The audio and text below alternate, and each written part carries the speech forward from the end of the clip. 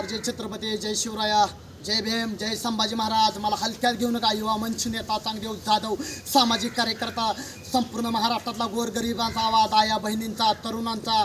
समाजमध्ये कुठं अत्याचार होईल, कुठं भ्रष्टाचार होईल, महाराष्ट्रातल्या आया बहिणींसाठी महाराष्ट्रात प्रत्येक ठिकाणी चांगदेव जाधवचं कार्य हे संपूर्ण महाराष्ट्रातल्या राज्यापर्यंत हे कार्य चालू आहे. तुमच्या आशीर्वादाने, ही तुमच्या शक्तीनं, ही तुमच्या प्रमाणे आज संपूर्ण महाराष्ट्र, प्रत्येक महाराष्ट्रातल्या राज्यासाठी, प्रत्येक कोण्यासाठी, महाराष्ट्रातल्या कान्या कोपऱ्यापर्यंत आज इतकं व्हायरल जरी होत असलो, ही तुमची ताकद, ही तुमचं प्रेम येणाऱ्या काळांसाठी, येणाऱ्या भविष्यासाठी, येणाऱ्या जागत्या ह्यांसाठी, येणाऱ्या सुरतसाठी.